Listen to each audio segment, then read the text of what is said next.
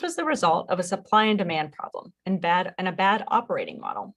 The department's decreasing supply of in-person transactions available was insufficient to meet the rising need for in-person transactions from all Michiganders. So in the last 2 years, we've done a lot to remedy this problem. Most importantly, we've created options for Michiganders to renew their vehicles and licenses without visiting a branch office. In 2018, nearly 75%, or 3/4, of all department transactions happened in a branch office. Now, that number's down to 40%. We've done that by installing nearly 150 Secretary of State self-service stations across the state, many in Kroger and Meijer grocery stores, and putting more services online so that Michiganders can carry out their business with us from home or while grabbing groceries. For those still needing in-person transactions, we've increased the efficiency of our branch operations by offering appointments, which ultimately means that residents tell us ahead of time when they plan on arriving at a branch and for which service, and we can serve them right away upon arrival and have them in and out in an average of 20 minutes. As with everything, the pandemic greatly impacted our office's capacity to provide in-person services. Exposures to the virus forced staff to stay home and offices to temporarily close, and expiration extensions created a backlog of resident transactions that are now all due right now at the same time. But now that we operate by appointments, despite partisan politicians trying to ignore the data and deceive the public to get headlines and score points with their party leadership, the truth is that even with this backlog, residents can schedule their visit the day beforehand, get an email with all the documents they will need to bring, and have a smooth, efficient experience. The data shows that Michigan residents have wholeheartedly embraced this new system, as the average customer rating of our offices has doubled, reaching an all-time high score of 4 out of 5 stars. Now, that doesn't mean we don't have more work to do. We're emerging out of a pandemic, and the challenges it created, office closures and backlogs, are a reality. Next day appointments book quickly, and advance appointments often book far ahead of time. But the answer is not, as we have repeatedly told lawmakers, to reject a new model that is working and very popular and replace it with a failed system that was inefficient and broken. Although some politicians seem to have conveniently forgotten, under the take a number and wait system, Michiganders were regularly forced to wait half a day or more in our offices with no clarity as to when their name would be called for service. Even at the offices that offered appointments, forcing a take a number system on those who couldn't make one only led to frustration, inequity, and hours-long wait times that often stretched long into the evenings. It was a mess. I saw it firsthand when I personally visited every branch office upon becoming Secretary of State. It was a broken system caused by decades of disinvestment, neglect, and an unwillingness to get to the root cause of the problem.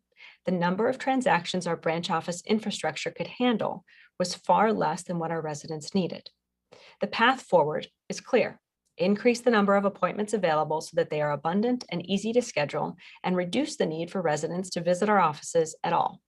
That's where we're headed. That's what's best for our residents.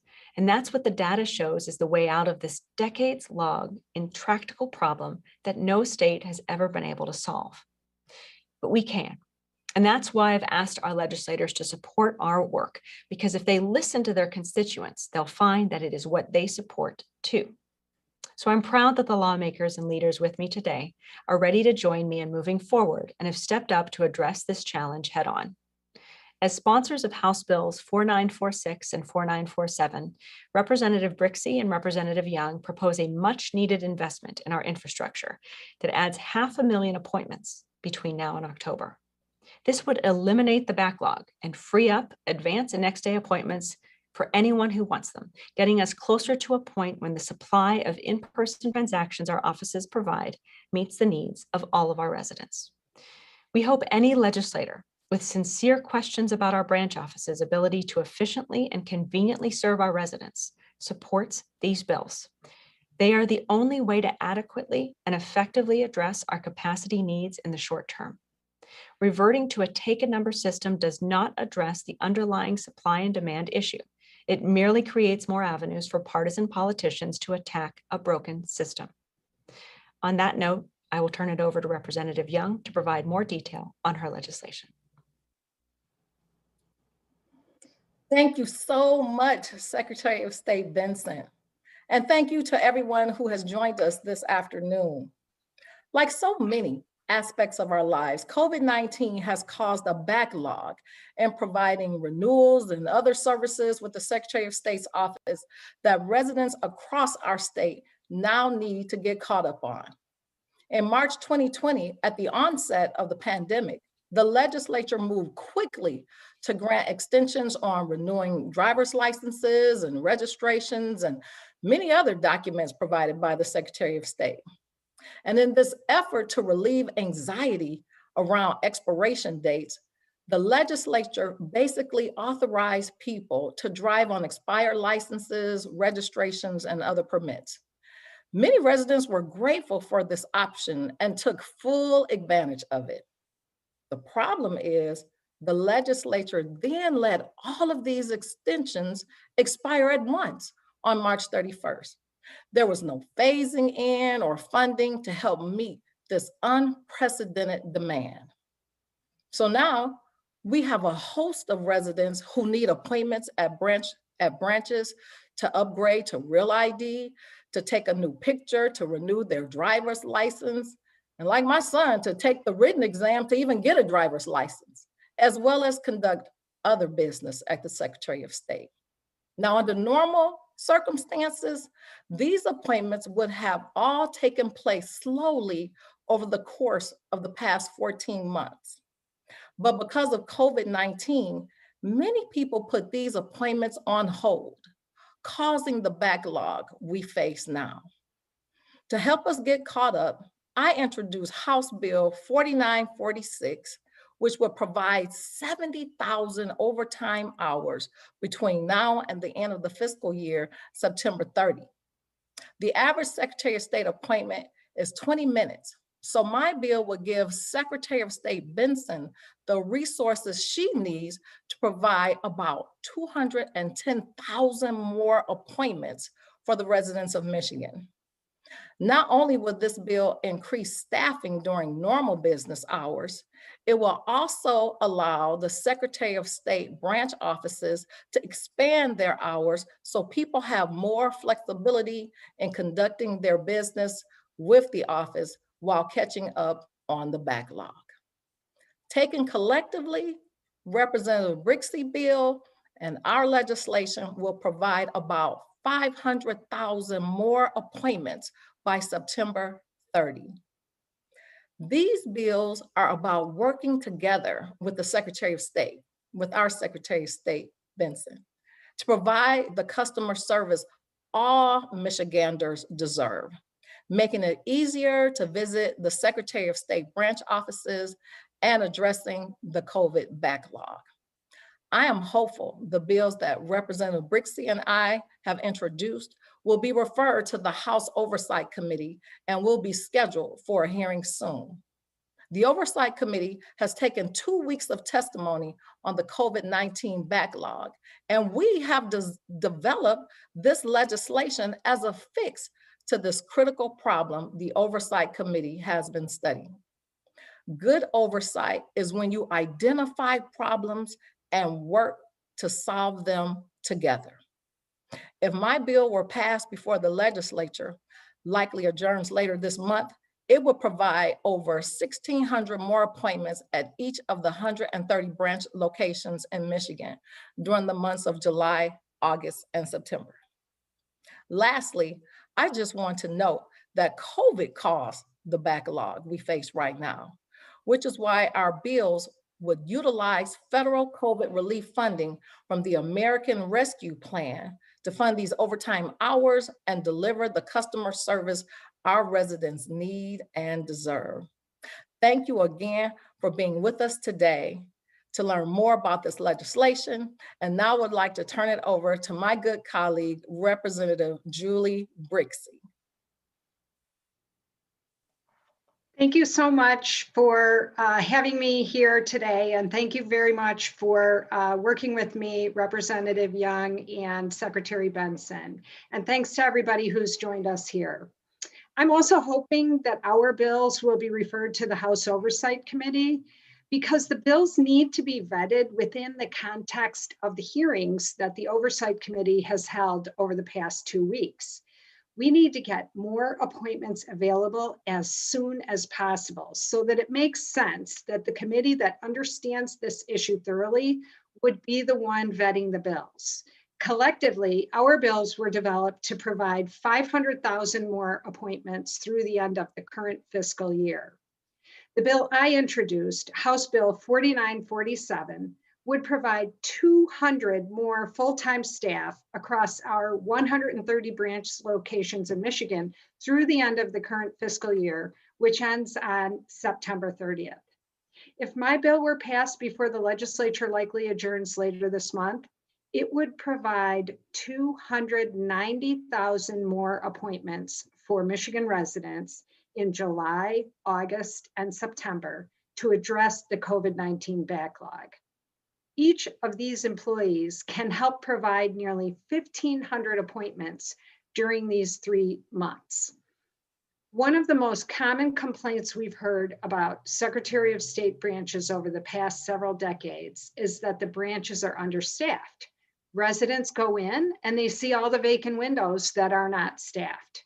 What residents often don't know is that many of the branches were built when the Secretary of State's budget was nearly double what it is today.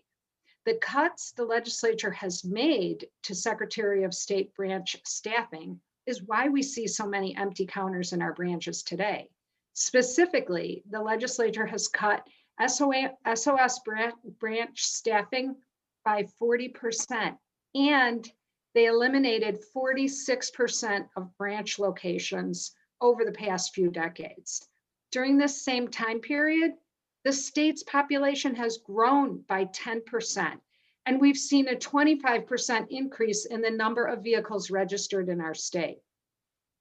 Secretary Benson has done a phenomenal job upgrading the Secretary of State IT systems and kiosks across the, so people do most business with ease online, via mail, or at proves this as only 26% of transactions were conducted by mail, online, or kiosks in 2018 before she was elected.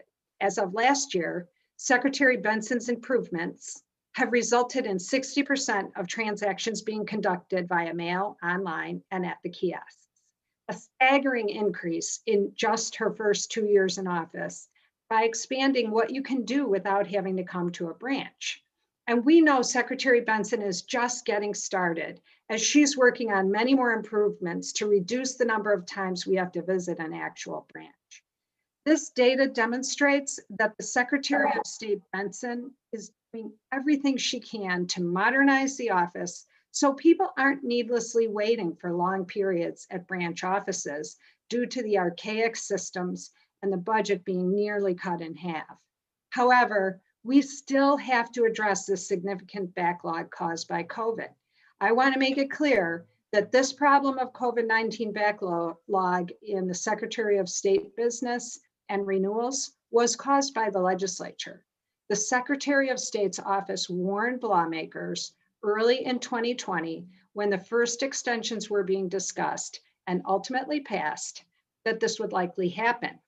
Then they were renewed all the way through March 31st of this year. During each extension, the Secretary of State warned lawmakers about the potential for this backlog to become a problematic issue. And then even with the repeated warnings, lawmakers chose to let the 13 months worth of extensions, March 1st of 2020 through March 31st of 2021, expire all at once, creating an unprecedented demand for conducting business at SOS branches. We've never been in a situation where the Secretary of State's office has been forced to process a 13-month backlog on top of their normal business, much less requiring them to meet this unprecedented demand with huge staff reductions. As legislators, our job is to identify problems and work with the parties involved to solve them. The legislature created the COVID-19 backlog by allowing all the extensions to expire at once. We then identified the problem through the House oversight hearings, and Rep. Young and I came up with a solution by working with the Secretary of State. It's our job as legislators to implement these solutions to deliver the additional customer services the residents of Michigan need coming out of COVID, which is why we're hoping our bills will be referred to the House Oversight Committee. The House Oversight Committee posted its agenda earlier today with no business before the committee. With no urgent business before the committee, I'm hopeful our bills will receive a hearing this week. With that, I'd like to turn it back over to Secretary of State Benson if she has any final comments before we open it up for questions. Thank you, Representative Brixey and Representative Young, for your partnership and for your recognizing the data behind the challenges we face and our opportunities to solve them together. With that, I believe we have a few minutes for questions, and I'll turn it over to Jake Rollo to moderate them. Yeah, first of all reporters, if you would, please enter your name and the name of your outlet in your title. If you are unable to do so, please put it in the chat and we will do so. We'll only take questions from folks whose names and outlets we know. We have until 2:45 and then we have a hard stop today. Sergio Martinez with Bridge, your hand is up. So you get the first question. Other reporters, please raise your electronic hands if you would like to ask a question. Sergio, please unmute yourself and ask your question. Thank you, Jake, and thank you, representatives and Secretary Benson. I have a couple of questions here. So Representative Brixey, you talked about how your bill would allow the creation of 200 more positions, I guess, full-time positions through the end of the fiscal year. Are you envisioning those positions to be permanent? So like by next fiscal year that those 200 employees are still going to be offering or helping in the Secretary of State's office? And also, can we talk a little bit about how much money are the bills appropriating, if they are appropriating some funding? And I guess the last question, and I just want to make sure I got all of them in, for Secretary Benson, when we talk about potentially extending the hours of the branches, are we talking about bringing back the weekend appointments or weekend services? I'll take those last two, and Representative Brixey, I'll turn it over to you for the other. The cost that we're asking to be allocated out of the really extraordinary surplus that's coming to Michigan through the federal COVID funding is $200 million to hire additional staff and $5 million to allow for additional hours, which is overtime essentially under state rules for that limit how many hours people can work per week. And so that would enable us to explore options like evening and weekend times, as well as increasing the capacity of our current hours. And so I think that answers both of the second and third question. And Representative Brixey, I'll turn it back to you. Okay, thank you, Secretary Benson, and thank you for this question. So to answer the question, we did not plan for the 200 positions to be permanent. And however, due to the chronic understaffing of the office that's gone on over the years, I think we could look at it as a pilot program if the secretary were interested in altering the hours and providing different efficiencies or conveniences for residents.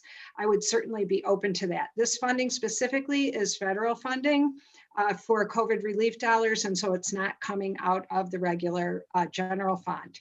The second question was, are there dollar amounts attached to this? And the answer is yes. Representative Young's bill would be $5 million, and my bill has a different price tag, and I'm going to say the number, but I want you to remember before I say the number that the dollar amount is for an entire year, and we'll only be using it for about a third of the year. So the 1 year cost of those 200 FTEs is $20 million. So it'd be roughly $7 million. There probably are some one-time costs associated with this, but that's the way that we chose to present the information rather than trying to figure out all of the minutia of the how many weeks it would be and all of those details. This gets enough money. And again, both of these bills are utilizing federal COVID relief funding. Any other questions? Dave Boucher with the Detroit Free Press, please unmute yourself and ask your question. Hi, Dave. Hi, Secretary. Thanks for doing this. I appreciate it. Can anyone speak to conversations you've had with House leadership about this measure? I know several people have mentioned that you hope the Oversight Committee takes this up, but has anyone worked with Republicans or anyone in leadership on this bill or gotten any feedback? I have talked to the chair about this bill package and asked the chair if he would consider giving it a hearing, the chair of our committee. I talked to a number of our colleagues on the other side of the aisle about this. I have not had the opportunity to have a meeting with Speaker Wentworth yet, as we came up with the idea for the bills at the first hearing and dropped the bills at the second hearing a week later. It was pretty remarkable to be able to get this priority put in the way that we did. And I will be following up with leadership to pursue this, and also to talk to the appropriations chair and the governor's budget person as well. Just to clarify again, I misspoke earlier. It's 20 million that would go to staff, 5 million that would enable us to expand hours through overtime allowances, for a total of $25 million. And I will also be talking with folks both in the legislature and also talking directly to the governor. I think this is it's a real solution that enables us to be forward-looking and invest in what the needs of the department are, as opposed to just simply trying to reshuffle the deck chairs in a way that won't lead to any problem solving of an issue that's lasted in our department for decades. Beth LeBlanc with the Detroit News. Please unmute yourself and ask your question. Thanks. If Representative Brixey, I know you said there was a possibility that you could look at these employees as, you know, a permanent increase or what have you for the branch offices. Representative Albert has expressed concern about using the federal funding for things that would be an ongoing cost because it's a one-time kind of infusion of money into the state budget. I guess, is that why you guys aren't sending it to the Appropriations Committee, or what is the reason behind not sending it to them rather than Oversight? Oversight understands the issue better than Appropriations because we just conducted hearings on this. Now, if you want to talk about how good oversight should be conducted, you know, there are nonprofit agencies throughout the state that are actually offering oversight training. I would love to see us participate in it. But if you're going to do good oversight, really what you want to do is look at an issue, identify problems, and then come up with solutions and implement the solutions. And so that's why we chose to have the bills go to the Oversight Committee. Whether or not they end up there is a different question altogether. Sadly, we don't control the House, and so we don't get to choose which committees the bills will go to. And although Representative Albert has indicated that there are problems with that, he has concerns about using any of the federal funds for ongoing costs. This is why we have a 2-bill package. We have other bills that we could be introducing that we're talking about as well. And Representative Young's bill is an overtime bill, which would simply address the backlog that exists today. However, you know, we have the caveat that we still are experiencing a pandemic and people still are becoming infected with COVID-19, which does still cause absences and problems with the number of staff that exist at the different branches today. So simply solving the problem with overtime, we thought might not fully address the issue given the current conditions that we're in with COVID. I want to just add to that. And first, I want to thank Representatives Brixey and Young for just really sitting down with our staff and learning the issue quite well. It's really refreshing to work with legislators who are committed to simply just looking at the numbers, looking at the data, and coming up with solutions to solve the issue. And I say that because, as Representative Brixey very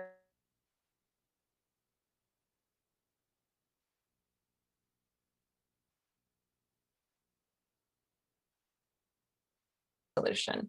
We're going to continue working with legislators on long-term solutions, as I've done now for the past 2 years, to try